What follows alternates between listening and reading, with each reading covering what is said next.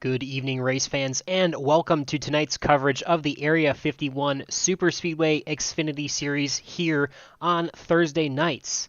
This is Green White Checker TV, and my name is Boomer Logan. I will be calling the action tonight for you, our loyal fans and viewers.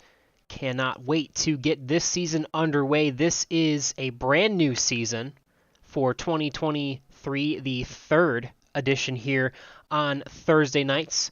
Tried something a little bit different last season with the Gen 4 Series cars and some oval racing. We're going to go back to kind of our bread and butter here at Green White Checker TV, especially on Thursday nights. We're going to go back to the Super Speedway Series that we all know and love and have seen plenty of action on throughout the years here at Area 51. Very excited to bring you this one, 90 laps at Atlanta Super Speedway, as I like to call it here. Definitely a unique challenge for our racers, and it should be a lot of fun. We've only seen a handful of races here at Atlanta, obviously very new to both the real world and to the service here on iRacing, which we are running tonight. And we've seen only a few races at Area 51 here at this track, but definitely has been kind of a bit of a wild card at the beginning.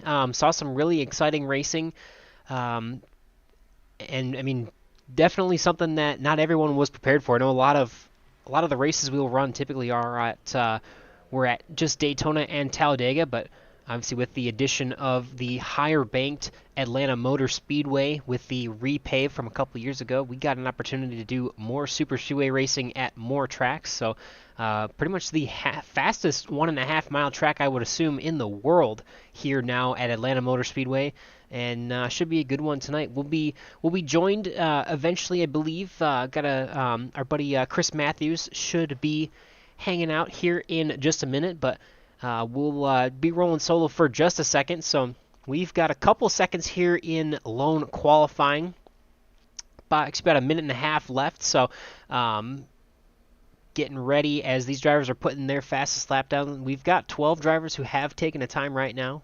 The 25 machine of Kevin Freese with a 31.92. Gabe Butler, teammate in the 88 with a 31.92 on the provisional pole and outside pole. We'll see if anybody else who elects to take a qualifying time tonight can knock those two off of the front row. And we got a couple fans chiming in already. Gaming Guy L, we appreciate you, buddy. Always appreciate you joining in. Guy L's the driver of the 71 for anybody else who's not familiar. So he's tooting his own horn there in the chat. But we appreciate you chiming in, Guy L. Go run a lap. Go run a qualifying lap, buddy. Go see what you can do there. Right now, looks like you're starting at the tail end of the field. From what I can see here without a qualifying time, so go put a lap down and show us what you could do here. It should be fun though. Definitely looking forward to. It's a new season. It's we usually run three per year, typically a 12 race schedule. So 36 weeks out of the year we are live and racing on Thursday nights and Sunday nights here on Green White Checker TV. Used to be able to run on Tuesday nights, but there is a certain open wheel series that we still run here, but unfortunately due to licensing issues can no longer broadcast. But nonetheless, we've got plenty of action for you on Thursday and Sunday nights.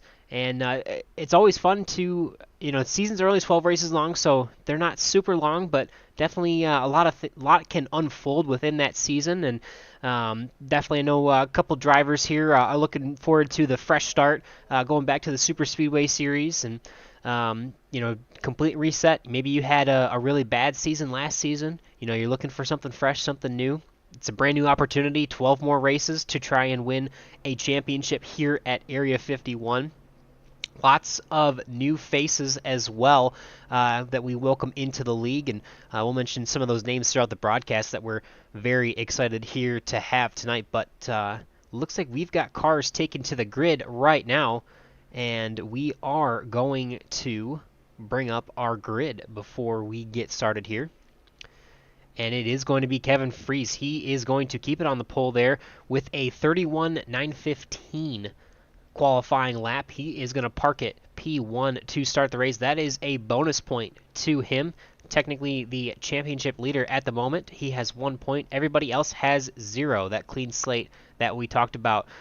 Gabe Butler in the 88 machine, Team Bootnaka Esport. 2 Team Bootnaka drivers on the front row there. Gabe Butler in that 88. Look to see these guys be very competitive throughout the season. They've had a lot of great results and a lot of competition here in the Super Speedway Series, so look to those guys to try and capitalize on their vast experience here in Super Speedway racing.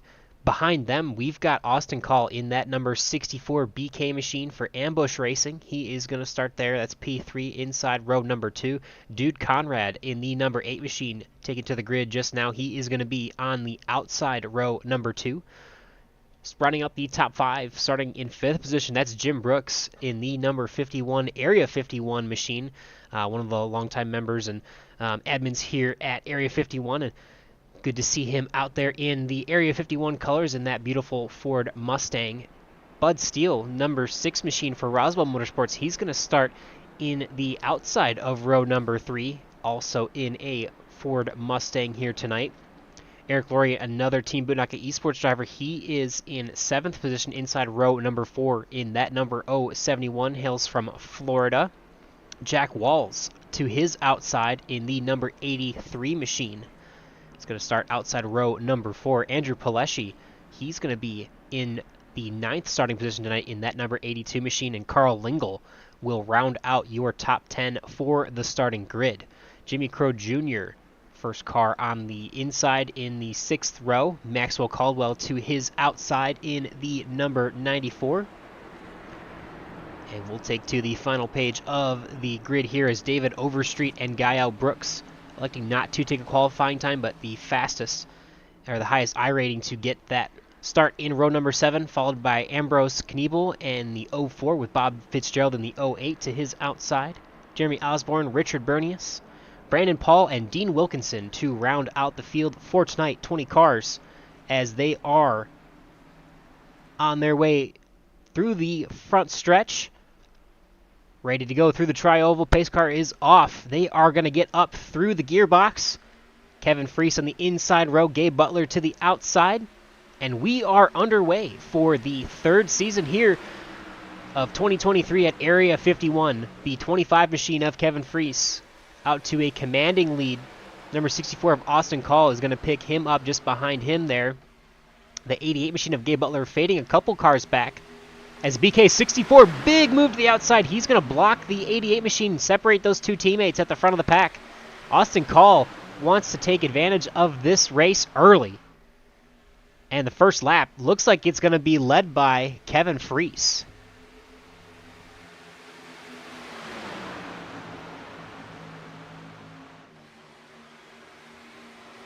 So you've got Austin Call, the 88 of Gabe Butler, and oh, we got a wreck, we got a spin! Caution is out on the speedway early in this one. Big wreck. We're going to take you back through that here. Some early action in the new season for a couple drivers. No worries, we've got fast repairs.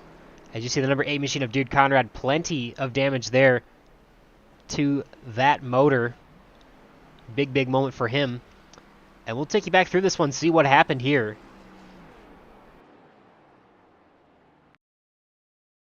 As we pick it up, they're already spinning, but it's the 8 machine of Dude Conrad and his teammate, the 071 of Eric Laurie. Dude going to be slamming into the inside wall. Such a hard impact. He's going to come up right in front of the field and nowhere to go for the number 04 machine, for the 41 machine, and a couple others. So, man, a tough start to the series. Actually, returning to the series is Ambrose Kniebel in the 04 machine. That Miller Dirty Mo Toyota, or Camaro, excuse me, Camaro. Man, what a big hit for them early on in this one. Richard Bernius getting through okay. Eric Laurie, definitely a lot of damage. Jeremy Osborne, a lot of damage there in that one early on. Definitely something to shake off early. You've got, like I said, you got a fast repair for just about everybody here. Or everyone gets one fast repair here, so all these guys involved, I would assume, would take that fast repair. And we will jump back live here as pit stops are about to happen.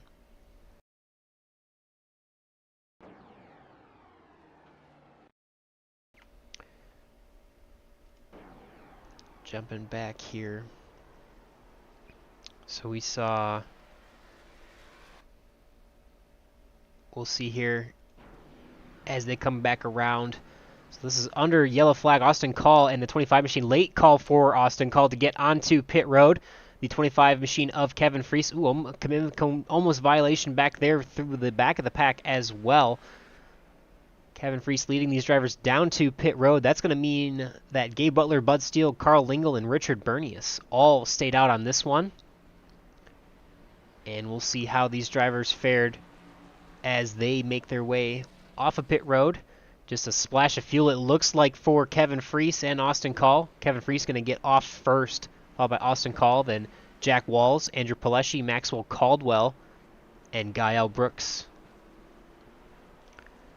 All right, so we've got a few here at the front of the pack that did not pit, including Gabe Butler, but we are going to jump to a commercial break real quick, and we'll be right back for the restart. 40 Racewear, makers of the ultimate sim racing shoes and custom apparel designed for sim racing by sim racers. 40 racing shoes are engineered to connect racers to the pedals in a way no other racing shoe can, all the while giving you the comfort needed to complete those double and triple stints. Visit 40racewear.com and check out the latest sim racing products that let you connect to your sim.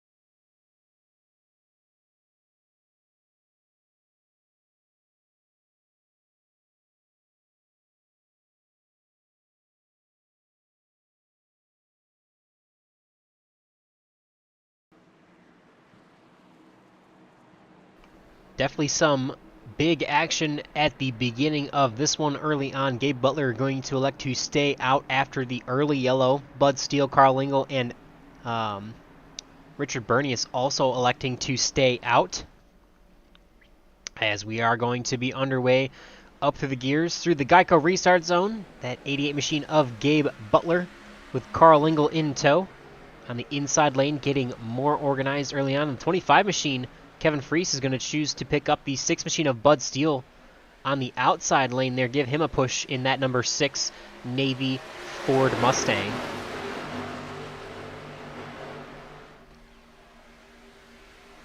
Definitely a bit of wake-up call maybe, as we see here definitely a lot of action early on, big wreck, and definitely a reminder to have a little bit of patience that you need typically for this style of super speedway racing.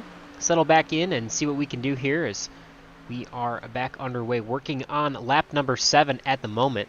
Bud Steele is going to get his bonus point there for that lap led on the outside lane, as we're going to see pretty much everybody here filing down 2 by 2 by 2 throughout the field.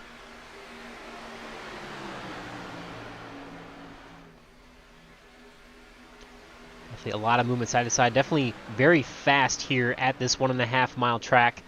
It's very unique, a very unique style of racing, as it's not quite like the Daytonas and Talladegas that we typically would run on the Super Speedway Series here at Area 51.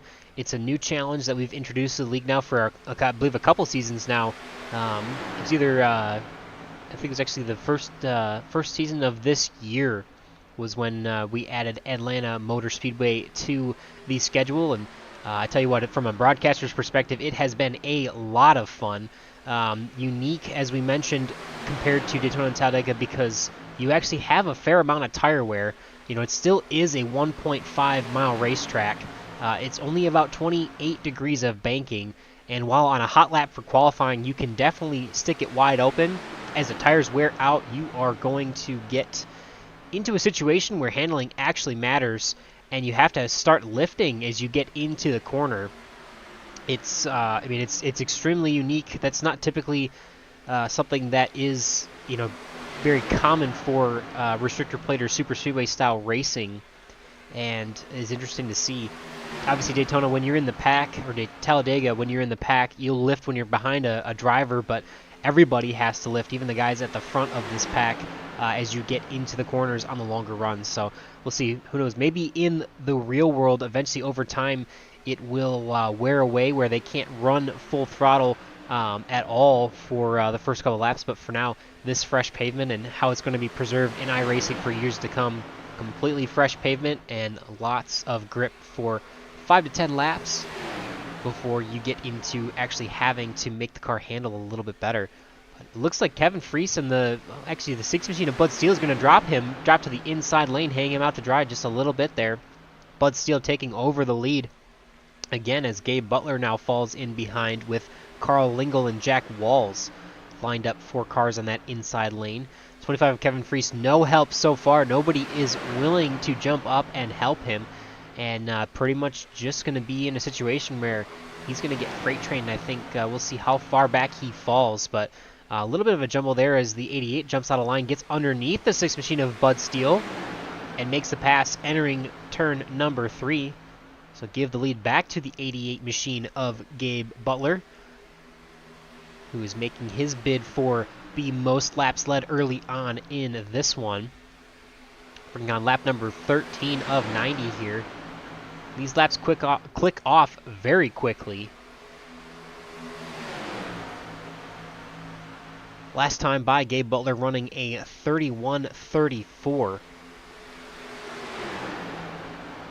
which is a lot faster than the 50-second laps or so that you'll see at Talladega and Daytona. But Bud Steele now working hard back on the outside. Not quite going to lead that one, but he's got the help of the 25 machine of Kevin Freese once again in that beautiful looking Kellogg's number 25 car.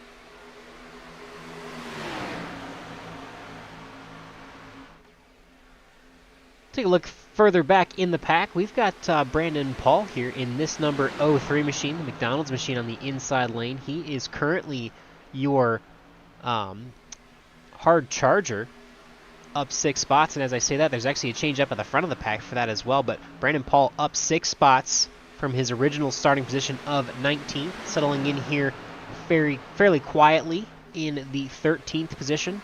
Just kind of hanging back at the end of the 2 wide action. Plenty of space in front of him to not get caught up in any chaos if it were to happen up front. And as we brought that up, actually Carl Lingle, he's going to move up here to the 3rd position now. 3rd car in the inside line. He is up 7 spots, now say 6, as he juggles back and forth with Kevin Freese on that outside lane. He is currently your hard charger, as that will earn 1 bonus point for the evening. That beautiful black and gold Lions Club machine. Got to give a shout out to Jack Walls as well here. This beautiful Nilla wafers and Nutter Butter car. Definitely a great looking car. Love to see yellow looks good on a race car. And that number 83 machine. Got the Burger King machine of Austin Call just behind him. Lots of custom schemes in this league. We got a Country Time old school, man, I want to say that was an old school Michael Waltrip scheme, if I'm not mistaken there, for David. Is that David Overstreet? Yeah, and that 68 machine on the outside lane. Either Michael Waltrip or maybe Neil Bonnet. I can't quite remember, but definitely a throwback to a very old school paint scheme. Love to see some of the creativity from some of the painters in this league. Some great looking race cars we see out here on track. Bud Steele has settled into that number 1 position on the inside lane now as he tucks back down again in front of the 88 machine of Gabe Butler. That outside lane still being led by Kevin Freese, followed by the 39 machine of Jimmy Crow Jr. He's having a pretty solid night, up 7 spots now himself in that 4th spot as they sit, now 5th as they enter turn number 1. Second car in that outside lane. followed by David Overstreet in that 68. Those are your 3 cars towards the front of the pack. We got Dude Conrad there in that number 8 machine making his way back up to the front of the pack. 4th car in the outside lane. 2 cars broken away on the inside. Again, that's still Bud Steele leading your field. Gabe Butler in that 88 machine just behind him. Is Gabe Butler's going to make the move to the inside? No, he's not. Doesn't have enough room. Didn't have enough of a run. The 6 machine of Bud Steele is going to continue there on the inside lane. So it's Gabe Butler lined up in 2nd on the inside lane. The 30 machine of Carl Lingle 3rd on the inside line. Jack Walls currently scored in the 6th position. In the 83 machine, he is 4th in that inside lane. 5th in the inside lane is Austin Call in that number 64 machine. Maxwell Caldwell hanging out here in the number 9th position in that number 94 Toyota sponsored by Sirius XM tonight. Dude Conrad going to be your last driver inside the top 10 at the moment.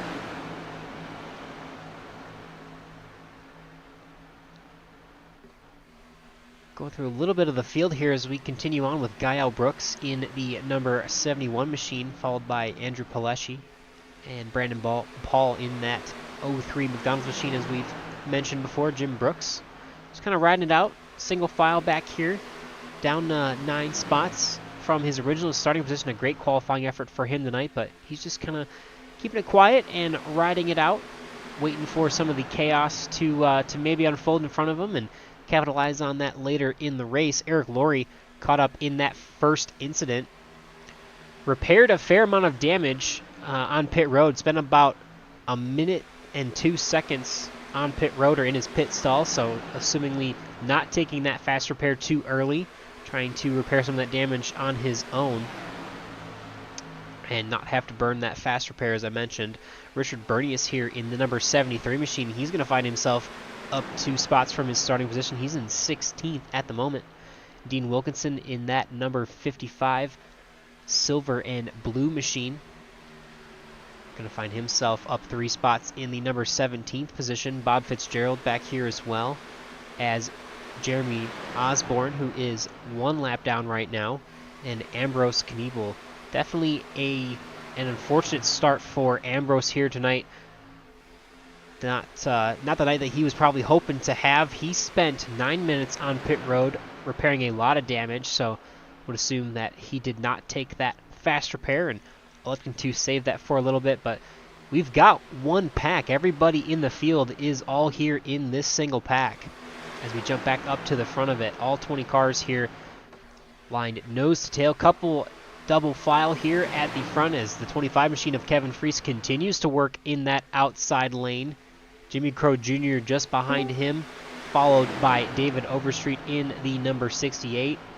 And we have the pleasure of being joined by none other than Chris Matthews, my good friend, and he's going to help us call the rest of the race for tonight. How you doing tonight, Chris?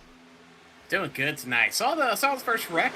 These guys kind of got off to a wrong start here, but we've been pretty much looking pretty well. I know that top side has not been as strong as it has been in seasons past, but looks like these guys are definitely trying to figure out what to do on that top side as we see the 25 up there.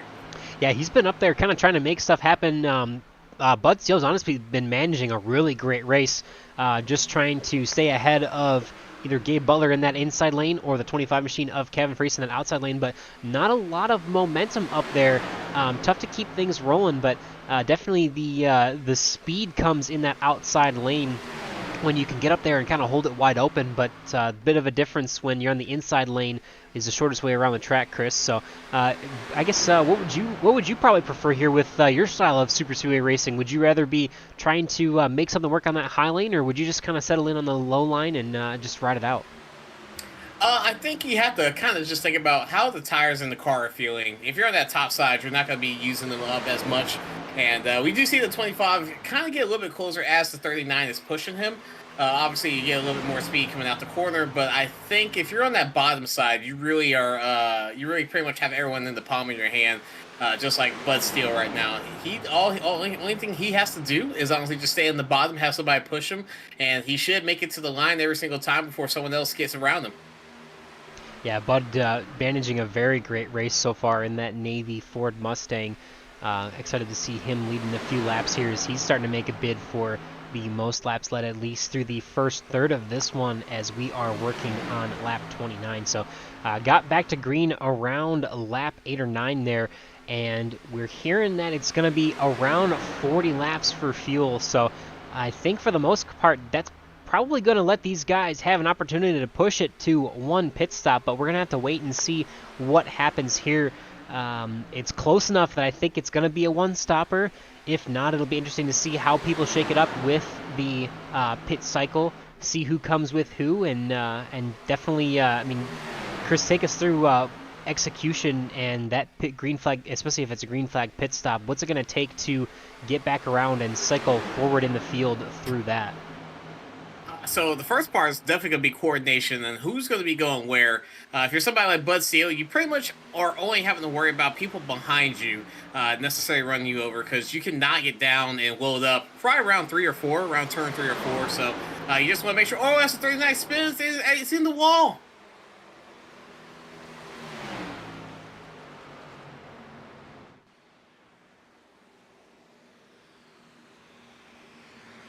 Yeah, very much so.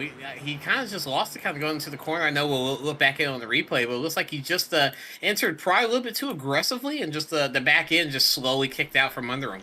Yeah, let's see if we can get a replay here of that. Jimmy Crow Jr. involved as maybe a push, a little bit of a push there into turn number 1. We'll take a second here. We'll rewind this for you real quick here. We'll pause it and then we'll get back to the action. No, I think you're right. Yeah, definitely more or less just on his own there, Jimmy Crow Jr. This is definitely the part of the run where I mentioned earlier, you gotta you have to lift a little bit more as you get into the corner. Gets a little bit high, gets a little bit loose, and unfortunately just kind of loses it on his own. Very easy to do here at Atlanta, especially after a couple laps. A little bit of damage there for that number 88 machine, but collects it up. A little bit of damage for the nose of a few cars here, as a few cars are definitely going to be involved. Dude Conrad looks like he is going to get a decent amount of the action. I'll try and bring it back here for you with a different TV view here so you can see some of the action there. 39 comes across the nose of the 68, the 30, and the 68 getting together. Lot of airtime for that 39 machine as he's going to get up into the catch fence. And wow, what a great move by the 03 to go high. A little bit of contact there to the 51, and I think that's pretty much going to be it for all of the chaos in this one. But definitely a pretty big wreck here, about 1/3 of the way through this one. Yeah, definitely. And, we've seen it a little bit of times before, but it was just ever so slightly. But how fast these cars are going into the turn is almost, a blinding statement when it happens to you. So, you throw the car into the corner. You have pretty much a set angle. A lot of people kind of do a little 12, 10, 10, 2 when they're holding their hands. But he might have already had that maybe half a second quicker than he needed to, and just upset the car. So I think that's what really got him loose. It looked like not necessarily tires or tire wear, but maybe just the handling on the car. He probably just did it a little bit too soon and just got away from him. Yeah, definitely. It's very easy to do here at Atlanta Motor Speedway, especially with the speeds for what really still is a fairly small track. But yeah, that'll bring out our second caution for the night. Not a lot of takers on pit road. We'll see Dean Wilkinson and Bob Fitzgerald come down. Looks at the 51 of Jim Brooks, Jeremy Osborne down as well. Andrew Pileshi already pitted here on lap 32. Excuse me, most of the field, I apologize. Looking back at it, most of the field has pitted. A couple of these guys pitting a second time, so Bud Steele pitting and retaining that lead as we are going to be going green next time by. But first, we will take a quick commercial break and be right back for the restart. 40 Racewear, makers of the ultimate sim racing shoes and custom apparel designed for sim racing by sim racers. 40 racing shoes are engineered to connect racers to the pedals in a way no other racing shoe can, all the while giving you the comfort needed to complete those double and triple stints. Visit 40racewear.com and check out the latest sim racing products that let you connect to your sim.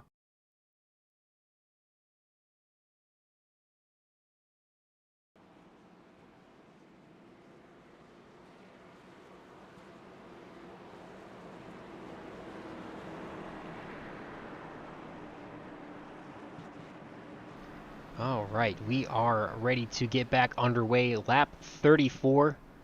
Again, pretty much most of the field coming down pit road. That last caution. A couple guys coming down for additional fuel. Bob Fitzgerald, Dean Wilkinson, Jim Brooks, and Jeremy Osborne. They're actually coming down the second time for additional fuel, as Bud Steele is going to see what he can do to retain his lead at the front of this pack. He is going to get up through the gearbox, up to fourth gear in these H pattern gearboxes in the Xfinity Series cars, and he is going to try and continue to take command of that inside lane with the 88 machine of Gabe Butler pushing him there, followed by Jack Walls in the 83. Lots of organization in that inside lane, as the outside lane starting to form a little bit better now. The 25 of Kevin Freese being pushed by the 30 of Carl Lingle, and it looks like the 64 of Austin Call in that Burger King machine.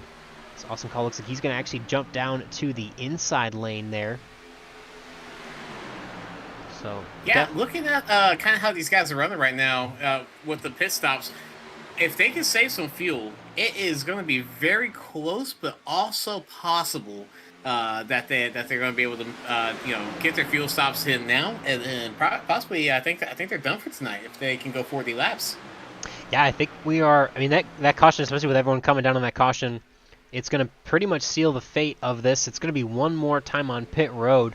Really just going to depend on when that will be, whether that is under green flag or yellow conditions. Had a pretty solid 30-lap run there or so, 25-lap run there in the beginning. And we'll have to wait and see. Definitely a lot still to unfold in this one, as we got a little bit of a breakaway on the inside lane here now. It looks like 3 cars clear of that outside lane. Kevin Reese, trying to continue to make that outside lane work, but it's Bud Steele, Gabe Butler, and Jack Walls, and now Dude Conrad clear in that inside lane.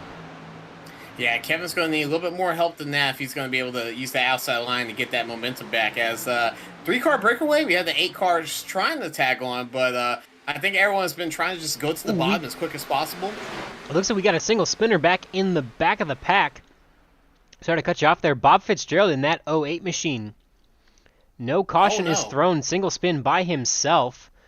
We'll see if we can see how that unfolded here quickly as we'll watch this one. Looks like just off a 2 here. And we'll see how this unfolds. Tries to get a little bit tight as he gets close to the wall and just snaps loose a little bit. Can't quite hold on to it, and he is going to get a little bit of a ride here as he manages to avoid the inside wall from the front, which is big. More of a scrapes the side, which definitely saves a lot from that front end. If you hit that wall head on, your night is pretty much over for engine damage. So definitely good to get. Obviously, in the real world, it would really suck to hit full on like that driver's side door to the wall, but in iRacing, it's definitely a better opportunity than hitting it head on there, Chris. Yeah, definitely. It's unfortunate that happened to him, and getting off that corner. Sometimes you're able to save it if you just try to lock down the brakes, but oftentimes you're carrying so much speed that the car, it doesn't even matter what you do. But I'm kind of noticing something with these guys down the bottom line. Anyone that's behind Bud Steele right now, seems like these guys are kind of just letting off the throttle. I don't know if that's a fuel saving tactic or they're just trying not to get any bump drafts into the corner. But I'm hearing a lot of people kind of burp the throttle as they're going into 3 and going into turn 1. Yeah, definitely. As we have a car on the bottom of the apron trying to make a pit. I think he got loose. 03 of Brandon Paul there. It looks like he's going to get loose. Not going to be able to pull up too much of a replay for that one, as it wasn't too big of an incident, but he is going to continue on here in that number 03 machine. He's definitely going to lose the draft here, unfortunately. I was having a pretty solid night here in that 03 McDonald's machine. Yeah, this is a new season. I'm trying to remember cars' names. I have to look at the the drivers that are here. We got a couple of new sponsorships I would see, but obviously we have some action kind of coming up front right now as the number 8 car is Dude Conrad. It's actually trying to push his way forward. Yeah, Dude Conrad, teammate Kevin Freese, both of them out there in that outside lane trying to make something happen as they are locked onto each other. A great push from the 25 machine of Kevin Freese. Kevin not able to get to the front by himself in the front or leading that pack, but he's going to try and push his teammate in that 8 machine clear to the lead if he can get there. I think we're going to give this lap led to Dude Conrad there is going to lead that lap, it looks like. Collect that bonus point, so it's pretty much a 1-point tie, I believe, for most of our drivers here at the front of this one. I think Kevin Freese has 2 points in the championship right now for leading a lap and for our winning our pole, and quite a few others, Bud Steele, Dude Conrad, all have 1 point in the championship battle, so definitely an early update to the points there, Chris, but definitely I think it's important to highlight those here even halfway through the first race here. Oh yeah, we talked about it earlier of last season, a couple weeks ago, where we had a tiebreaker that went into I think 3 successions of a tie. I think it was like tie for most wins, tie for most points, and tie for something else. And I think at the end of the day, I think they settled on just kind of splitting the trophy down the middle. But it's races like this, early on in the season, where if you wanted to lead that lap, during caution, sure you might go to the back of the line, but because you led that lap and you got that point, that could be the difference at the end of the race or end of the season. When it's coming down to the championship. Absolutely, yeah. We're back to the points format here, similar to the current NASCAR standings, where the leader will get 40 points, second place will get 35, and everyone behind third will get third and on will get 1 point less in succession. So not a lot of points to be had. Those single bonus points make a lot more of a difference when there aren't so many bonus points throughout the or not as many points to earn. You will get 1 point for the pole, as we already mentioned, for the 25 machine of Kevin Freese, 1 point for leading a lap, 1 point for leading the most laps, 1 point for our hardest charger, gaining the most positions, and 2 points are awarded for a 0x race. So 0x meaning no contact with any other cars or the track or spinning out. Anytime you have an incident in iRacing, it scores that as either a 1, a 2, or a 4-point incident. 4 points being mostly exclusively contact with another car. 1 point might be a brush with the wall, or getting out of line, or driving below the apron, or hitting the grass. And we get a big move there as Dude Conrad's going to jump to the bottom there. And as he does it, he spins! Taking out a couple front runners. Man, that was a big hit for Dude Conrad. Yeah, I think it was just a slight hiccup there, just going into the corner. I was getting ready to say it. These guys are starting to have a little bit of handling issues. I saw a little bit in the middle pack. They were definitely starting to fall off as they're coming off the turns. But just looks like it's just a slight bump, just kind of into the rear, left rear.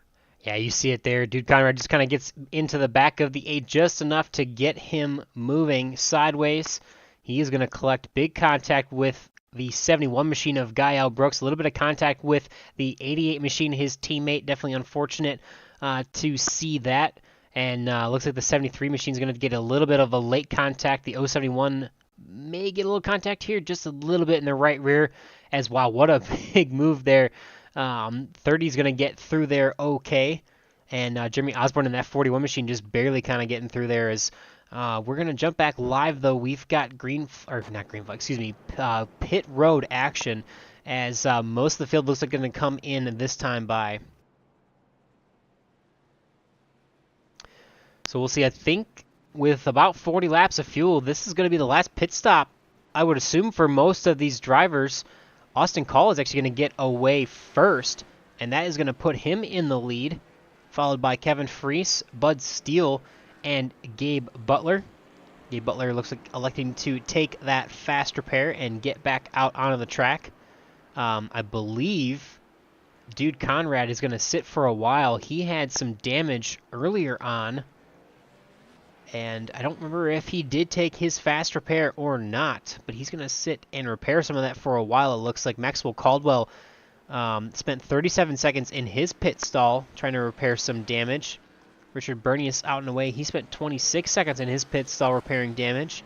A couple other drivers still on pit road doing the same, but Austin Call, two-tire strategy. He is going to get back into the lead, or to the lead, I believe, actually for the first time today. He's got a little bit of nose damage and a little bit of left rear fender damage, but looks like that car looks okay, and he's going to actually come down pit road and pit this time again for fuel, try and top off, as a couple others are going to do as well. Kevin Freese, Gabe Butler there, Dean Wilkinson, Eric Laurie, and Jim Brooks, among others that are going to come in this second time. Yeah, I think we're really right on the mark there. So coming in a second time, getting that fuel or even some possible more damage, fixed on your car, I think that's really the smart move, because I mean we're right there on the halfway mark of what we think is 40 laps of a green flag run. So might be a smart call on these guys. Yeah, we will have to wait and see. On the other side of the commercial break, we'll be back for the restart after our third caution tonight. 40 Racewear, makers of the ultimate sim racing shoes and custom apparel designed for sim racing by sim racers. 40 racing shoes are engineered to connect racers to the pedals in a way no other racing shoe can, all the while giving you the comfort needed to complete those double and triple stints. Visit 40racewear.com and check out the latest sim racing products that let you connect to your sim.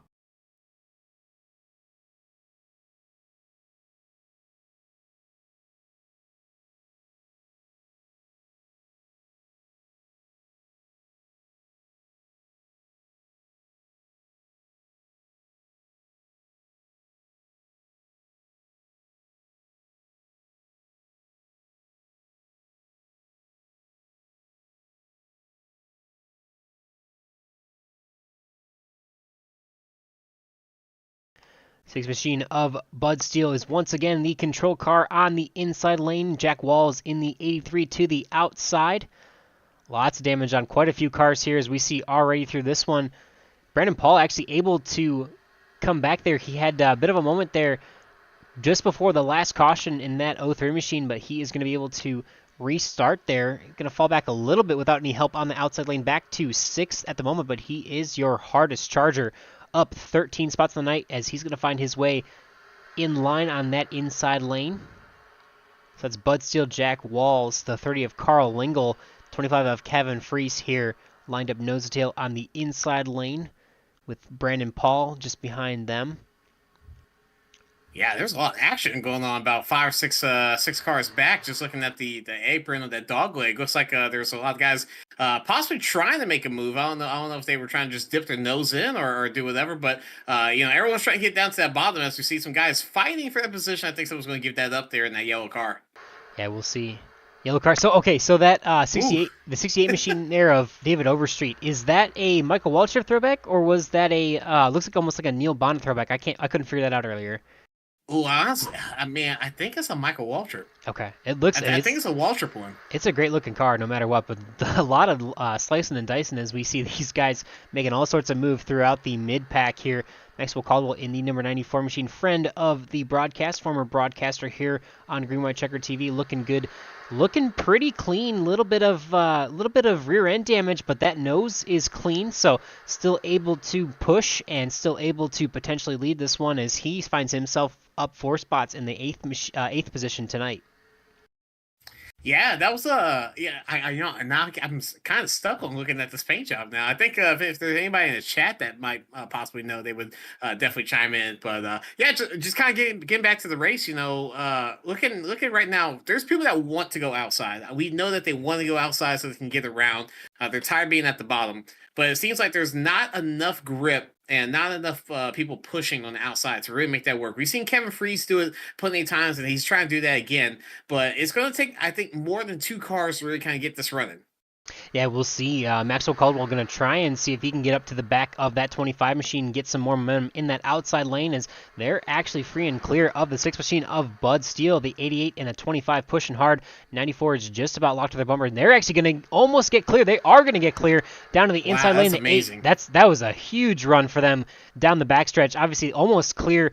The 88 was almost clear entering or exiting turn number 2. Typically the outside lane will get the most momentum down the backstretch. What a power move for the 88 and the 25, taking a commanding lead back over as they are going to settle in front of Bud Steele on the inside lane. The number 94 machine also finding a hole in front of the 83 machine of Jack Walls as well, and that is going to settle the inside lane for now.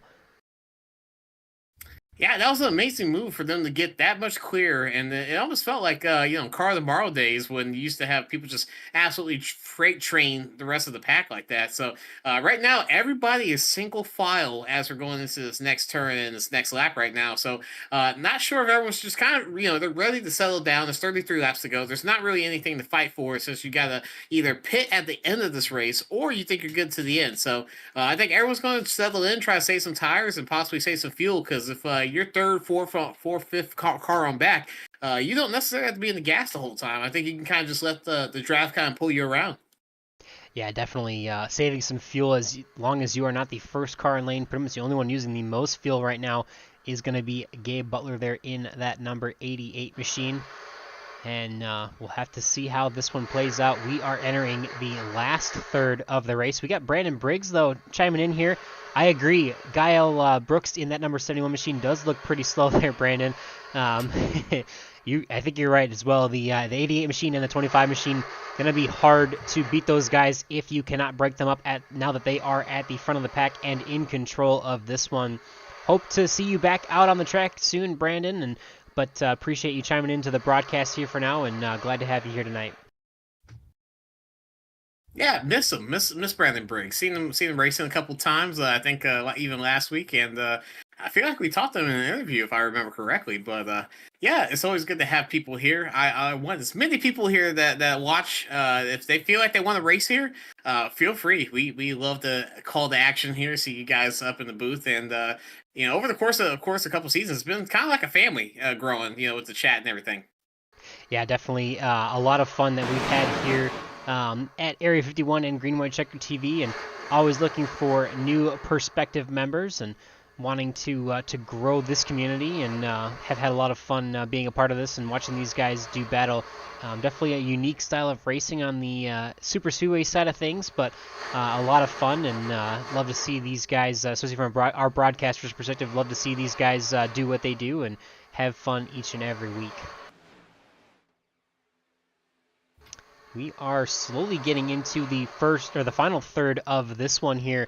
Gabe Butler and Kevin Freese continuing to lead that inside line here as we at the wall cams get to hear the roar of the engine as they go around this 1.5 mile speedway. Thinking that most of these guys have made their final pit stops for the night. We'll have to wait and see how this strategy plays out in this one. Yeah, I'm looking right now. We got some guys on the outside. They're trying. I know that they're trying. And looking at the rest of the pack, no one's really kind of coming out of these corners as best as possible what they want to do. Seems like a lot of these guys are starting to lose a little bit of handling issues. I see the 71 get really close to the wall, but these guys are definitely coming out these corners a little bit squirrely, a little bit out of the groove, and I'm not sure the handling's going to hold up. We went about 30 laps, I think, on that run before, and we had a wreck there, and we had really good push. So it seems like these guys can do it. It just takes a matter of coordination. Yeah, and you can see how much, there's a lot of movement there on the outside lane. The 68 machine and the 04 trying to make something happen on the outside. They're going to lose a little bit of ground there as they get squirrely coming through the front stretch. It's definitely interesting to see. You can see there's only really about 3 lanes. And the backstretch is about 40 feet wide. But when you get onto the front stretch here and that tri-oval or the quad oval as it's called, it opens up a ton. You see that it's 55 feet wide. There's 4 lanes in the on above the line, above the apron, and even more below the apron. So it definitely widens out there. It's deceiving.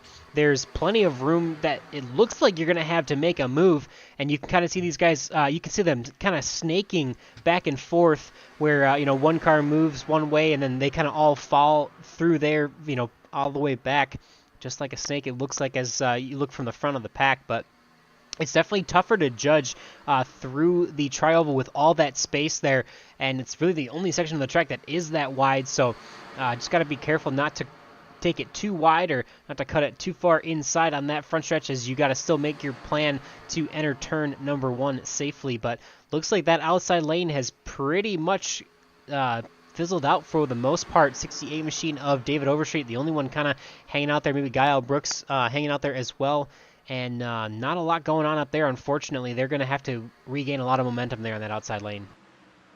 Yeah, that was unfortunate for them, but good save, good bobble. That could have been real bad for the rest of the people behind them. And it seems like everyone's trying to settle in. I think that's honestly what's kind of going on. We've seen some good pushes there lately, but it seems like no one can kind of get that that third, fourth car. And I honestly think that train, just the momentum, you just need that energy kind of going around that outside. And you'll see it here. These guys can get all the way up to about second, maybe first from where they're at right now. And they'll make some momentum, but they can't just get around, around the inside line as fast as possible like they were earlier. But if I'm looking here, I'm looking, kind of like where Gael's at, around that kind of mid-pack field. These guys definitely need to kind of lay back and see what happens. I don't think there's going to be any real massive runs with 23 laps to go. But I would just be chilling, trying to get the best handling in my car, because at the end of the day, it's honestly going to come down to that last lap of, where you can set yourself up for the best position. Yeah, definitely. That intensity starting to ramp up a little bit here as we get closer to 20 to go. Definitely trying to make sure you are in a position where you can make a move, but not trying to be too aggressive that you're pushing the issue. Still a little bit early, but you want to be within the top 5 or 6 or so towards the end of this one to try and be in a position to even make a move. Obviously, right now, if you are in the top 5, probably not too concerned about where you are, but starting to think about what you're going to want to do and how you're going to make that move. Obviously, these guys here on the outside lane trying to make something happen just to see how it feels to be pushing on that outside lane. Looks like we've got a couple cars lined up nose to tail there. The 04 of Ambrose Knievel, actually the lap car there at the front of the outside lane. And he is shown, I think, 12 laps down right now, but he's being pushed by the 68 machine of David Overstreet and Guile Brooks as well. They're making a little bit of ground up there. Definitely not the night that I think Ambrose wanted to have. Unfortunately, rejoining the series here after taking a little bit of a break, but excited to have him back and looking strong so far in that 04 machine. Obviously, a couple laps down, he's going to get one of those back naturally here as he is going to make his way in front of the leader. So now only 11 laps down as he cuts in front of Gabe Butler. So we'll have to remember that Gabe Butler is still our leader in that 88 machine on the inside lane, and the 25 machine of Kevin Freese is still pushing him. They are free of the pack. The 6 machine of Bud Steele looks like he is as well. As looks like we've got a little bit more momentum there in that outside lane, Chris, starting to make something happen here with 19 to go. Yeah, and I keep looking at it, pretty much from the blimp view as these guys are going through the dog leg, and they're just, snaking around. And I'm not sure if anyone's getting ready to try to pass or they're getting loose or, what's going on. And then, on the backstretch, everyone's kind of sitting there on that, I would say the IndyCar line where they sit all the way at the bottom of the apron. So they're really just riding around this line. The left tire is going to stay on that left line right there, and they're going to try to stay as close to possible as that. But you see some of these guys getting through the apron, they're trying to just follow the guy in front of them, and if they have a little bit of a hiccup there, they kind of just snake around, dart a little bit up. But that outside line, I think at some point in time, somebody's going to figure that out and how to push around there. We've seen Kevin Freese do it multiple times already tonight, and I think we're going to have a couple more people figure out this question, this problem that we have to have solved. Yeah, definitely going to be interesting to see how they figure this one out with 18 laps to go. There we saw there on the blimp cam just a minute ago, you can really see how wide here this front stretch is and how much space there is to make a move, and then how much more narrow it gets back into turns 1 and 2. Again, only 40 feet wide through turns 1, 2, through the backstretch through turns 3 and 4, and then 55 feet wide as Maxwell Caldwell is going to get out of line 55 feet wide on the front stretch. Going to be able to rejoin again in that number 94 machine, but you can see definitely how much the field starts to drift up off of that bottom lane. And we got a bit of a contact.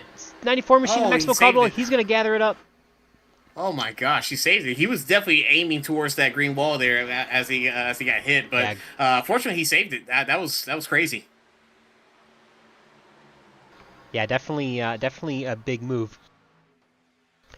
A lot of movement there for that number 94 machine that we saw. A great save so far. A lot of car control from that 94 to not get in a wreck and also keep his momentum fairly well as he's going to tuck back in line behind the 64 machine of Austin Call. And we can see, looks like the 68 machine still trying to work on that outside lane. The 71 of Gael Brooks and now the 94 of Maxwell Caldwell going to make their bid to try and move forward on that outside lane here with 15 laps to go. We've still got, obviously we got the lap car of Ambrose Kniebel in the front of the field, but the 88 and the 25 machine really taking the command of the final third of this one. Oh, we have a wreck at the back. Back of the pack. We got a spinner. That's a 51 of Jim Brooks. I think it's the Brooks family. Yeah. We'll have to see how this one started here. Yeah, Gael and Jim Brooks involved in this one, and we'll take you to a replay here. Okay, there was almost a sandwich there. I'm not too sure just looking at it, but yeah, both the Brooks family is out of this race, or at least for now, that both cars are damaged. But just the entry of that corner, yeah, we've had a lot of problems going into 3 right there. Yeah, so we'll see from the bird's eye view here. Maxwell Caldwell trying to push the 71 machine into the corner. And then Gael gets to the back of the 68. That is so tough when you are 3 cars lined up. When you're pushing the car who is pushing the car in front of them, it ends up being a really bad situation. So Gael kind of getting that push and then getting into the back of the 68. So unfortunately, well, I guess fortunately for the Brooks family, no intentional wrecking there. But Gael's going to catch just the back corner there of his dad and... probably, nothing, just understanding that that's more or less of a racing deal between the two, but definitely some big damage for the 71 there as he collides with the 071 at the end of that one. So definitely a bit of a moment there for those guys. Hopefully, I believe most of those guys do still have fast repairs that they can take on this last set of pit cycle here, as we will see a few drivers, looks like most of the field actually taking to pit road here, as we'll pull that up for you in just a second. See if we can find where most of the field here entering pit road. Actually, we'll jump back live there. Apologies. So we'll see. So a bit of a replay here as we watch these guys come down pit road. So pretty much the only one here who's not going to take pit road is the number 6 machine of Bud Steele. You'll see him stay out. And the rest of the field here is going to come down pit lane. So pretty lonely there for number 6 Bud Steele, as he's the only one not coming down pit road this time by.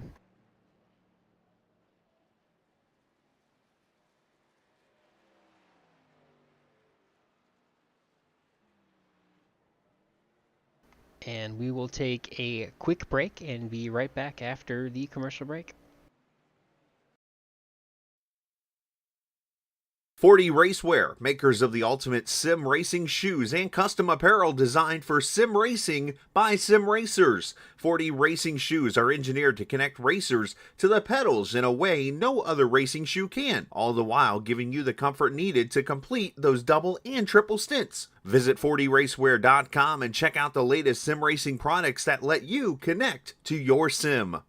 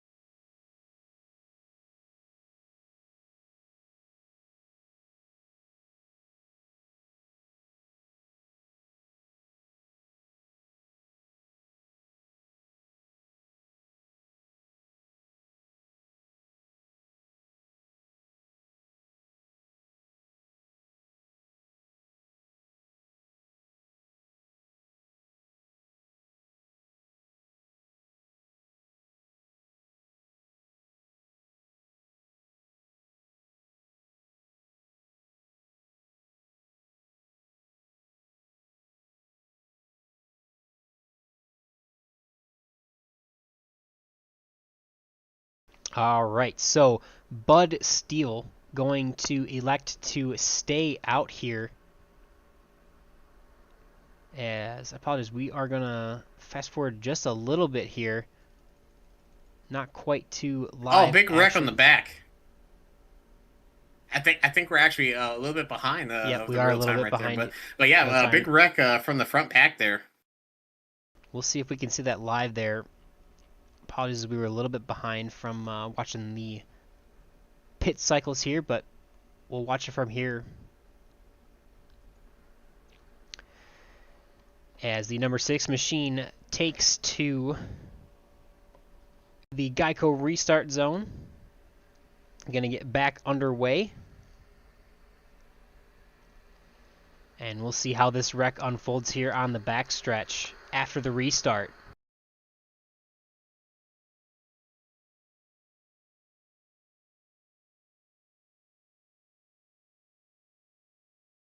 Ooh, big moment there for that 83 of Jack Walls. And the yellow is going to be back out once again pretty quickly here. We'll see if we can go watch that one here as we see off of turn number 2. Jack Walls pushing the number 83 machine. Sorry, Jack Walls getting a push from the 88 machine.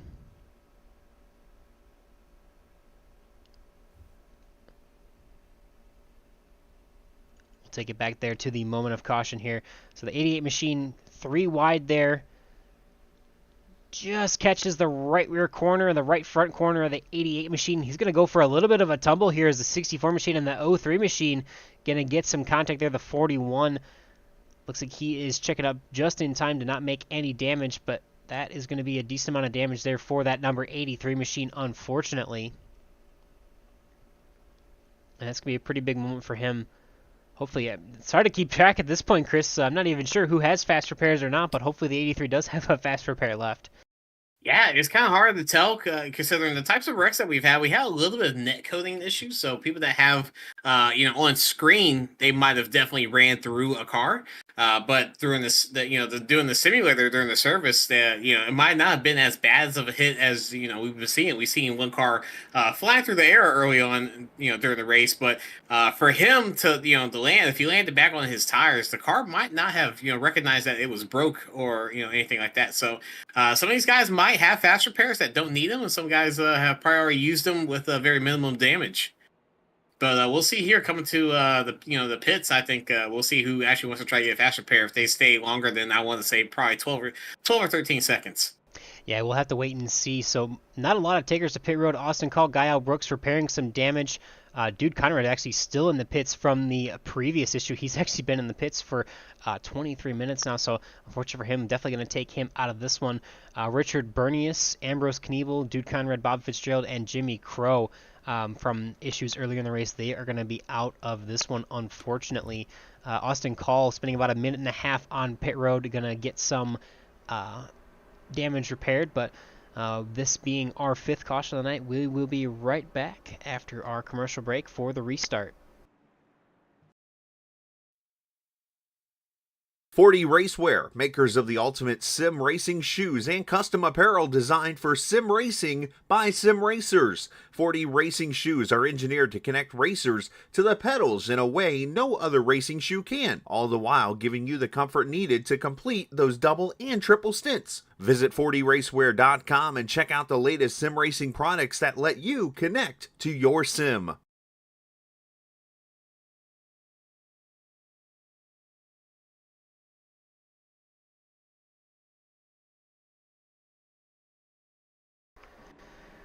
So you may have noticed we have added some commercials here on Green White Checker TV. We've got 4D Racewear with a promotion.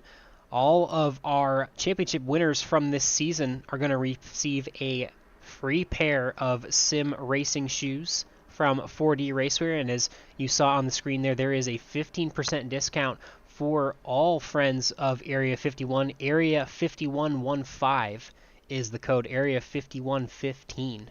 Enter that at 4D Racewear, and you can get a 15% discount at 4D Racewear for all of your sim racing apparel needs, shoes and gloves, and plenty of other really cool stuff.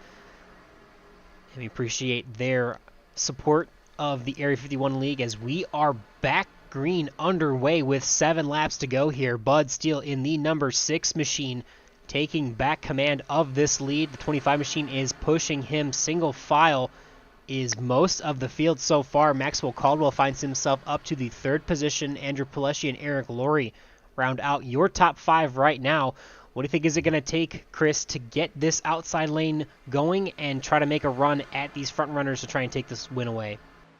Not too sure. As we see these guys, they're definitely bubbling around there in the backfield. But I was going to kind of ask you earlier. Do you think we're going to be able to see 3 wide happen at this track? And if so, are we going to make a whole lap out of it? So I see the 51. He's trying to get up there. That's our start of our second line on the top side. But seems like the pushers up front are really bumper to bumper right now. So I'm not sure what's going to happen. A little bit of offset, and we're going to see the leaders wreck here. Yeah, we'll have to wait and see as the 68 machine is going to also pull to that outside lane, going to be pushed by the 51 of Jim Brooks and the 55 of Dean Wilkinson as well in the outside lane, trying to move to the front towards the end of this one. Oh! A couple new guys as we got wreck. A big wreck in the back. Just behind they're the still wrecking. 30 machine of Carl Lingle. Last car to make it through. We're going to have to watch and see how this one unfolded here. As the 68 machine, a little bit of contact with the 03 machine. Gets a little bit sideways. Lots of damage going to be for that 68 machine. The 51 involved, the 55 involved, the 83 and the 03. And looks like everybody else behind it's going to be able to get woed up in time to not make any contact. Maybe a little bit of contact here for that 64 machine of Austin Call as he gets in the back of the 55. Gabe Butler getting through that okay.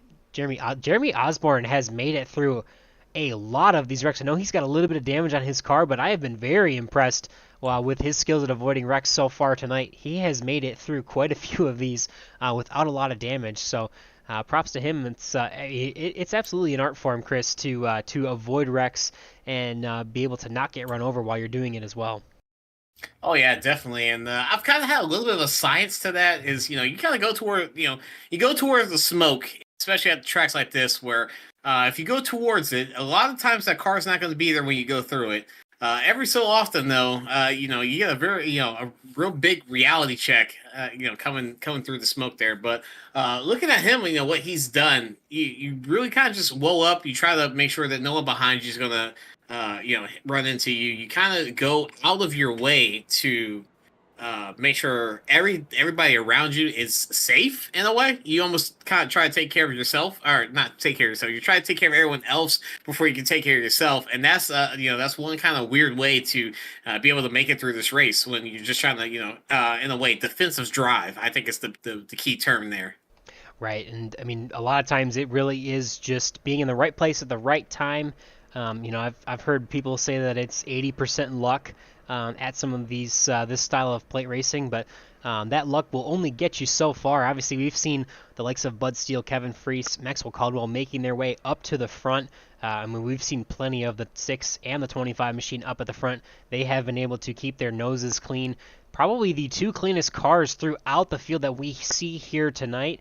And that cream typically rising to the top, but you've got guys that have capitalized on just being, in the right place at the right time and having the right mindset. I mean, Eric Laurie hasn't spent a ton of time towards the front of the field, but he's in that 071 machine. We've got 3 laps to go. This is going to be a green-white checkered restart here, and he has a fresh and clean car ready to go. I know he was involved, I believe, with one incident, took a fast repair, but for the most part, just kind of rode out quiet towards the back. He's got an opportunity here to try and make something happen with a completely fresh car, see if he can get up there with the likes of his teammate Kevin Freese and Bud Steele in that number 6 Navy machine. It'll be interesting to see on this one. We've got Bud Steele, Kevin Freese, Maxwell Caldwell, Andrew Pileshi, and Eric Laurie in your top 5. Carl Lingle, the 3rd car in the outside row. Brandon Paul and Jack Walls, 7th and 8th, with Austin Call and Jim Brooks rounding out your top 10 as we are going to get underway. I think it's fitting here on Green White Checker TV that we've got a green white checkered restart. What kind of moves are you looking to see and try to make here, Chris, to set yourself up for the win tonight?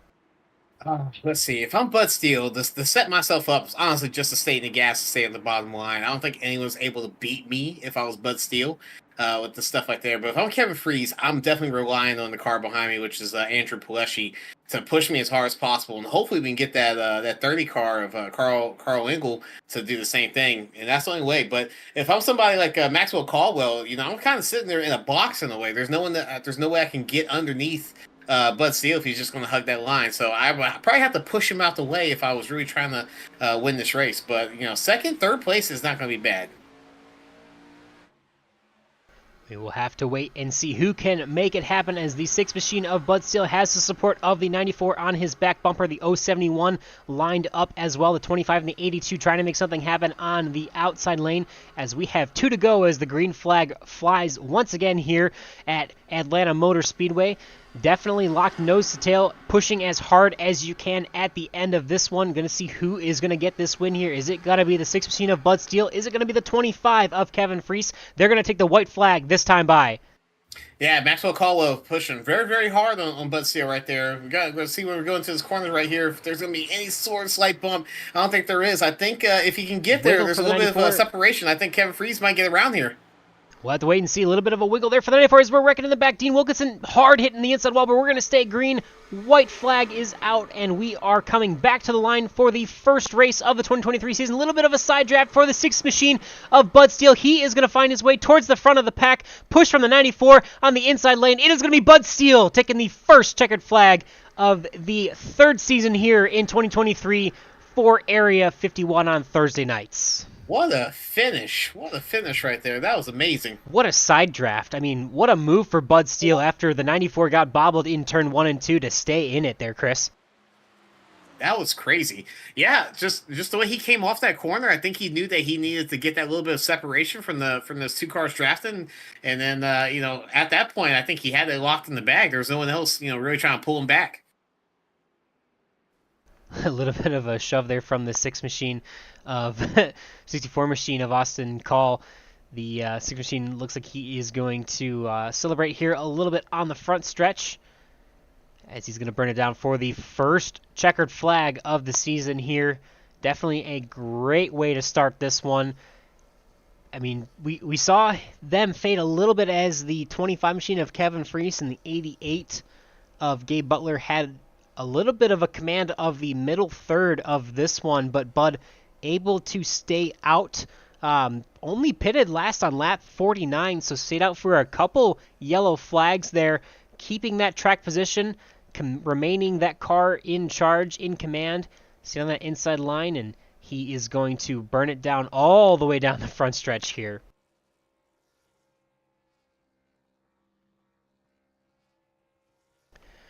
Well, I think we've got a few interviews to do here, Chris. What do you think we get started with some of that? Yeah, I almost forgot who our podium is. I have to go back and watch that a couple times. Definitely an exciting final lap for sure. We are going to bring up 3rd place finisher Kevin Freese in the number 25 machine. Kevin, definitely saw you on the outside there, leading the outside line as we came to the white flag. Still able to bring home that 3rd place tonight, but wanted you to take us through how you got there and how tonight went for you in this first race of the season. Yeah, it was a pretty good race. I wish more people would have tried the outside line in the beginning and middle stages, because the car was a lot of fun to drive out there, but a lot of people seem to be content just riding in that bottom lane. Tried to make it more exciting for you guys, broadcasting it by running up there, but couldn't bait anybody to do it. Once I got Bud to the lead there, it just seemed like we would get like somewhat close, and then dude was there, and then he got caught up in that incident there on the bottom when he went down. I guess he said a little too far, and then he was just trying to gather it up, and then they had that unfortunate wreck there on the bottom. But it was a fun race tonight. I wish we could have had a green flag pit stop, because that really gets tricky here and separates the field quite a bit. So, what a good run tonight, and a great win by Bud. Yeah, Kevin, it was a very great run. I would say that out of everyone that was running, it seems like you were able to really kind of hold that outside line and get the runs that you were trying. You succeeded a couple times, but was it just needing one more car behind you? It seemed like you would have one person be able to push you, but you needed a third one to kind of get clear of everybody. Yeah, and the hard part is staying close enough in the corners. Like I think if I pushed a little harder, I could have made it hard, like a little more difficult for the guy's life on the bottom. But I didn't want to cause that wreck, a wreck doing that. Just like coming down a little bit lower, and then also abusing the tires to get there. So it was a little bit just trying to play it safe, make it to the end. And I think if we just ran a little while longer there at the end, Bud may have had a problem if we were able to stay side by side for a couple laps because his tires were significantly older than all of us. But he played the right strategy there, just staying out with that second to last caution, maybe. Yeah, I think it was second to last, or maybe third to last, honestly, even, but last pinning at lap 49. But definitely, I mean, you've mentioned, a couple ways there that tires and grip and handling definitely made a bit of a difference here tonight. Were you kind of expecting that going in? I know we've had a couple races here at Atlanta Motor Speedway in the Area 51 leagues, but were you kind of expecting to have that much tire wear throughout the night, and how did that end up going out? Yeah, this car, it's all about how you drive it, how it wears, especially here at Atlanta. And I remembered that from running official races here, where if you were out front, you could easily overheat the right rear because you're not thinking about lifting. And like it was getting a little loose. And I know people in the beginning of the runs were having problems in 1 and 2, but mine was 3 and 4. It just felt a little sideways, but it was enough that it would, it was a little sideways, but it would help with the straightaways, just like pointing the car off the corner and trying to get that run. And it was somewhat predictable up front. I'm sure in dirty air, it was a nice handful for people, but it all depends. If you take it easy on your tires, you can save that right rear and use it to your advantage. But if you push the entire run, your right front is just going to melt here. Yeah, definitely was excited to see how you guys had to try and manage that. I know we try to highlight a little bit how different this is from normal super speedway style racing, where you do have to actually manage the tires and get a little tire wear. But was excited to see you run and rip the top pretty much all night long, trying to make something happen. Saw you push Bud Steele to the lead there, and had a lot to do with pretty much anytime the outside line was getting going. But it's exciting to see you to do battle there, Kevin, and still a pretty solid night for you to finish third in the first race of the season. But want to give you any chances you want to thank anybody at home or anybody who's helped you out for this third place finish tonight. Yeah, thanks to all the boys at Team Putanaka. We had Dude, Eric, and Gabe tonight. It was a strong run. Unfortunate, Gabe got caught up in one of those incidents, which put him to the back, and then he must have had pretty significant damage because he was, I think, restarting third on that final restart, and I think he fell back, lost a bunch of spots because of the damage, just couldn't keep up. And thanks to you guys for putting on the broadcast and all the admin who worked their butt off for this league. Awesome. Well, congratulations, Kevin. Definitely no stranger to interviews here on Thursday nights at Area 51. Looking forward to seeing you out there again next week. Thank you, guys. Enjoy your night. You as well, my friend. All right, that will do it for third place, Kevin Freese. We're going to bring in someone who's pretty familiar here with Green White Checker TV, taking a step back away from the booth and has been spending more time in the car, but we'll bring him up now. That is the number 94 machine of Maxwell Caldwell. It's good to see you back, buddy. Obviously, took a little bit of a break off from the second half of last season, but back here on Thursday nights. I know always a pleasure to have you in the booth with us, but even more exciting to watch you do battle on the racetrack. And man, you brought it home P2 tonight. Take us through how that happened for you. I I just felt like the car was good. I don't know. There's something about the new Atlanta that just suits me well. Another league I run, we had our season finale race Monday night, and we had a 125 lapper here in the next gen and led 88 laps in that. So for it being super speedway style to lead that many laps, it's just confidence. So just a lot of confidence here, but I knew the fuel numbers looked very interesting. So 3/4 of the night, I'm just riding, saving fuel. And then right there at the end, I really thought we had a good shot. Had the 82 of Andrew working with me. We were not really in line on that last restart like I wanted to be, but I was hoping he would be able to get to the inside with a gap. Didn't happen. But he started pushing Kevin, and I wanted to come on the radio and be like, "What are you doing?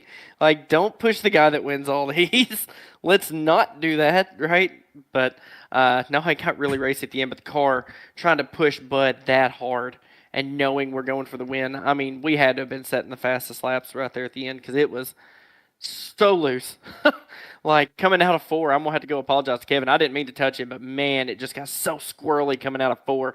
But I wasn't gonna lift at that point, right? We're going to the line.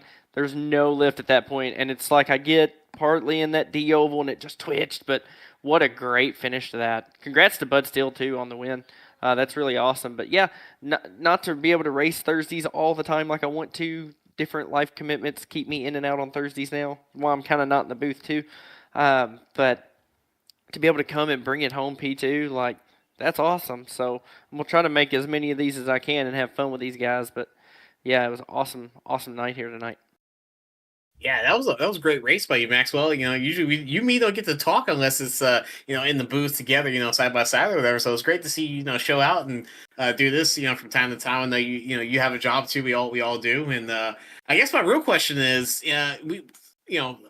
we've seen here on this track at Atlanta with the new repainted surfaces. I've never seen a race like this with the handling, so much handling issues. What was it like, from that long green flag run that we had early in the middle? It seemed like a lot of people were just kind of just drifting up into the corners, and eventually we did have a wreck, but it seemed like no one's car was running perfect. Yeah, it was. I noticed it in practice. Normally the cars here feel really gripped up for about 10, 15 laps. Then you start feeling that right front go away. But this Xfinity car, I think it was my first time running it at this track too.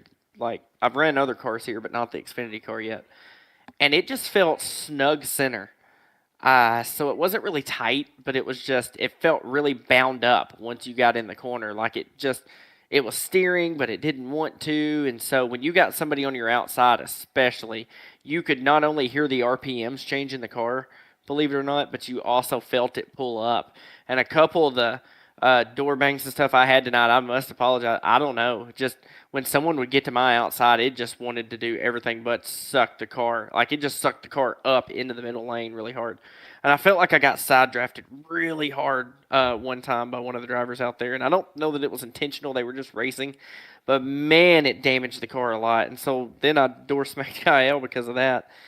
And car was still driving. And I've got to apologize to him on air here. Sorry, boss, for getting really close. My screen, I didn't touch him, but it was really close. I was trying to go up there and give those guys that third car they needed, and it kind of got guy all squirrely and got him wrecked. So apologies to the boss man. He can slap my wrist later. But yeah, handling was not terrible. I don't understand some of the wrecks we had, but you definitely didn't want to just go 100%. Kind of like Kevin said in his interview, you really just wanted to baby the right rear and kind of watch those right sides. They were definitely wearing more than the lefts here tonight. Yeah, definitely handling, it's kind of cool to see handling actually coming into play in more of a super speedway style race, but definitely a lot of fun. Saw you keep the nose clean for pretty much all of this race, and seemed like you were kind of ramping up at the right time, getting the moves when you needed to, and obviously giving a big push to the Six Machine at the end there to get him to the win, but a solid second place night. And want to give you any chance for any thank yous or shout outs that you'd like to give for that second place there tonight, Maxwell. Oh, man, yeah. First off, I got to thank my Lord and Savior Jesus Christ. Without him, I wouldn't be able to race with such great people, get to meet all these guys and have so much fun in the chat and radio, and get to have fun with you guys in the booth, right? Always a good time. So thankful he allows me to do this, and just he's been so good in my life. So thankful for my Lord and Savior. But also got to thank the teammates that ran here tonight. Andrew Palesci, Brandon, great guys. Brandon Paul just running with us. We were in a different chat for the night, but we also kind of partnered with Austin Call through iRacing chat a little bit. So he runs with me in that other league on Monday nights. So me and him kind of like to partner up best we can. So we were trying to just take it easy and chill, but they all kind of got in their own little issues. Me and Andrew were the ones that got out there on our own, but thankful for those guys. They really helped a lot with tonight, strategies, pitting together, and all that sort of stuff. And just thankful for the league. I mean, I'm not going to lie. I kind of wish this was still running maybe a different car, but doing a variety of tracks. But I know these guys love super speedway so much, and at least they put somewhere like Atlanta on here that does have some handling where drivers can actually drive the cars and get up here to the front. So I get it. I know why they changed, but I thought that was a series that was going to be pretty cool if we changed the car. But thankful for the league for putting this on. Thursdays are always a good time, kind of midweek toward the end of the week, kind of a relaxed night. Here lately, it's been one of my few relaxed nights I've had. So starting master's classes really changes life. So yeah, I had that to work. Yeah. So it's been a lot of fun though. And thankful for you guys in the booth at Green White Checker TV. I know from experience y'all do an awesome job. Y'all put a ton of work into this and can't wait to go back and see how you two called it. But Boomer, I don't know how you put up with Chris like that. I mean, I got to say I'm sorry for you. I will say definitely appreciate having Chris tonight, but definitely miss getting to call races with you. And I know it's been a while since you and I have called them together, but always a pleasure to have you up in the booth, whether if it's just for an interview or for a full race. But congratulations again on that second place tonight, Maxwell, and looking forward to talking to you again soon. Thank you. Maybe next week could be +1. We'll see y'all. Let's go. That will do it here for Maxwell Caldwell. Again, former broadcaster and big friend of the broadcast. Appreciate all of his efforts and solid run tonight in that number 94 machine. But we've got one more interview to do. That will be the number 6 machine of Bud Steele, coming home victorious in the first race of the season. We saw a pretty solid effort through the beginning third of this one. Little bit faded a little bit, pretty much to the back of the top 5, but not by much, but faded a little bit there in the middle stage, but able to capitalize on some track position and get the win here tonight. Bud, take us through how tonight went for you. Well, thank y'all very much. Now, first thing I want to do is apologize again to Dude. I did during the race. When he came down, I had so much momentum going. As soon as he came down, I let off, and I still touched him there a little bit and turned him around. And I hate for that to happen. But other than that, feel pretty good about how things went, and got up front and wanted to just stay up front as long as I could. And there at the end, I think I was running third, fourth, something like that. And everyone pitted, and we hadn't been pushing, on the tires all that much up to that point. So I decided to stay out. So with a caution there, that made sure we had enough fuel, to get to the end, and just try to keep digging. And want to thank Kevin for the good help there, and especially Max there at that last lap. I thought I was going to lose him a little bit coming off of 2 that last lap, but he closed back in and made contact, and I think we went 1-2. Yeah, that was a good, good race that you had. Pretty much, you were just up front the whole time during that race, and unfortunately, you did apologize. So, things happen in racing a lot of times, and it seems like this track wasn't easy for anybody right now, whether you're the front or the back. But I guess for your race, we were kind of looking for a green flag, pit stop. But was that possibly for you? Did you guys try to strategize a green flag pit stop and try to kind of get away from the pack and try to split things up? Was there any plans in the works going on? Oh well, I was hoping we get a green flag and split the field up some. I mean, even though getting on pit road is tricky, you can get on pretty quick. Coming off of 4, so felt pretty good about how things would go if we had a green flag stop. And uh, I don't know. I just the cautions just happened to fall at the right times tonight. But next time we come back, I think we'll have a little bit different setup because it was a little bit scary on the top side. Well, right off the, I don't know what lap was on, 3 maybe, and dude went, he had bad luck again. He went around. But I remember that happening to me, and I think the last race at Atlanta last year, just something, coming off of 2 just kind of upsets the car a little bit and gets light and comes around. But it'll get better. Yeah, we definitely. I mean, we saw. I mean, we've already talked quite a bit to Kevin and Maxwell about just some of the handling tonight. But I mean, you went to forego some tires towards the end of the race, pitting last at lap 49, and tried to keep that track position. What was it like there in the later stages of that race, running on older tires than pretty much everybody else in the rest of the field? Well, and I don't know. Actually, to me, I was a little more comfortable on tires that had, 20 laps on them, just because when you went into the turn, it seemed they just, well, they didn't grip as much and kind of, want to pull you down to the apron when they did grip. So, I try to just stay, smooth with it and stay a foot or 2 off the bottom, and it felt good to me. But I know new tires were, well, like I said, kind of grippy feeling to me, and wanted to catch and pull you down to the apron. Well, you definitely were able to make it work towards the end of that one, Bud. Definitely excited to see you take home the win in the first race of the season. I want to give you a chance to thank anybody or anyone or any group or anything for that first place finish for the first checkered flag of the season. Well, again, apologies to Dude.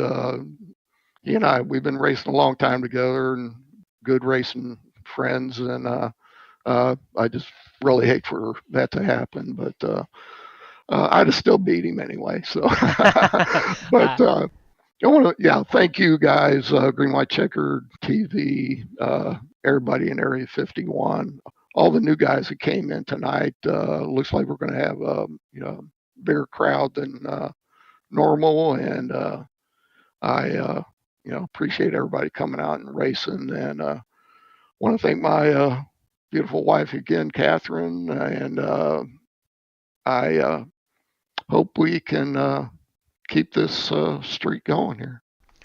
Good deal. Well, congratulations to you, Bud. I love the confidence, by the way, calling out Dude, saying you beat him anyway. But great, got to be a great feeling. I guess one final question: how do you think you're going to celebrate this win here tonight? I'm going to go back and watch those last couple of laps first, and might have a cocktail here, but hopefully next, let's see, we go to Daytona. Or no, we're off next week. I'm sorry. Our next race is at Daytona, and that's going to be tough to beat the Boot Knocker gang again. So hope you all enjoyed the race, and everybody has a good evening. Thanks, Bud. Congratulations once again, and we'll see you in the next one. Thank you. Chris, that makes it easy. He, kind of teed up our schedule for us. We'll be back at Daytona in 2 weeks, so definitely appreciate when a driver helps us out with that. Oh yeah, definitely. Like I said, everyone here helps everyone. As Guy would say, our boss, he would say, "Everyone love everybody," or "Everybody love everybody." From a good quote from Semi-Pro there. Yeah, I feel like that's more of a not a question, but like a command or a demand, from Guy out. But definitely a lot of fun that we have around here for sure. Yeah, I enjoyed tonight's race. Obviously, I was late, but looking at how the rest of the schedule and things are going to go, it seems like it's going to be a pretty tight season as well. Yeah, we'll have to wait and see. So we'll pretty much do Atlanta, Daytona, iRacing, Super Speedway, and Talladega, then rinse and repeat 3 times until we've gone through 12 races. As our buddy here, Bud, mentioned already, we'll be off next week for the Labor Day week, and we'll be back in 2 weeks' time on September 14th for the second race of the season, again at Daytona. And should be a lot of action. I guess any takeaways that you have tonight, Chris, that you can expect to see throughout the season, or maybe even anything different that you'll see tonight that you may not see in the upcoming races? I think there were some guys in the back that probably had damaged cars, but it seemed like there were some guys there with some potential to kind of have a breakout season. They might not have won a race yet here in the series, even in this league, but looking at a couple guys, there's a lot of people that were brand new faces to me, brand new names or whatever. I think we're gonna have a pretty good season of people just kind of coming from nowhere out to the front. And this might be the season that we have some not so boot knockery guys, take control of this league. Yeah, we'll have to see. I think they've got some competition to give them the run for their money. Obviously, big effort by Bud Steele to collect the first win of the season over the 25 machine of Kevin Freese.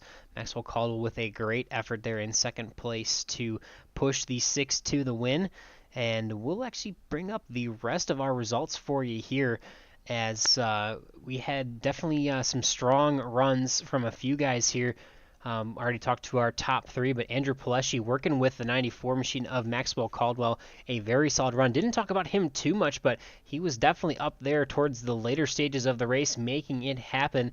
And in that number 82 trolley machine, definitely excited to see him in the top four. Eric Laurie getting a solid finish there in the fifth position. Seen him kind of bounce around throughout the night, but he was able to make some moves where it counted towards the end and came home with a top five. Carl Lingle, I believe that's a new name to me. I believe new name to Area 51. Appreciate him stopping by. A solid effort in that number 30 machine to come home P6.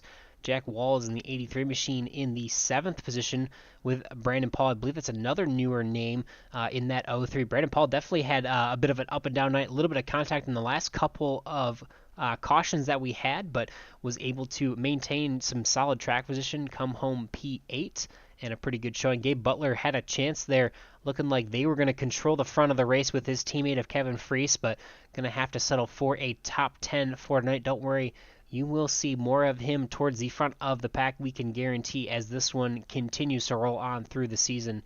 Very early on in this one, but Austin Call in that number 64 machine, he is going to round out our top 10. And Chris, why don't you take us through the second half of our results page here?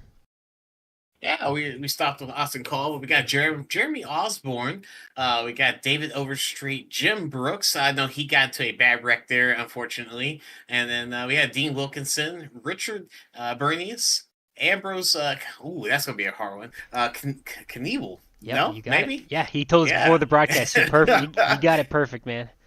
Awesome. I missed the briefing, but I'm glad I got it. We have Guile Brooks, boss man, right there with an unfortunate finish. Dude Conrad, obviously, we saw that wreck that happened up front. Bob Fitzgerald and Jimmy Crow rounding out the top 20. Yeah, so that'll do it for the evening for our results. Definitely a couple guys there who would hoped for a little bit better night. Obviously, Dude Conrad, Bob Fitzgerald, and Jimmy Crow Jr. all wrapped up in incidents fairly early on in this one.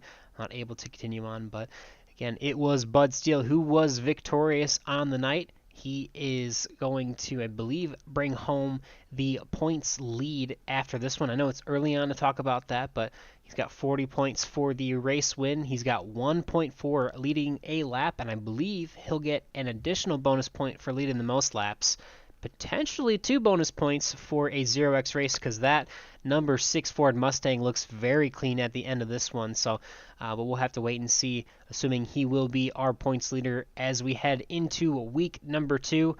Reminder that will be in 2 weeks' time at Daytona on September 14th, right here on this YouTube channel, Green White Checker TV. More action from the Area 51 League, and we can't wait to bring it back to you. Do not forget, we have excitement on Sunday nights as well. We've got our Sunday Super Truck Series as well. They are going to be back this Sunday.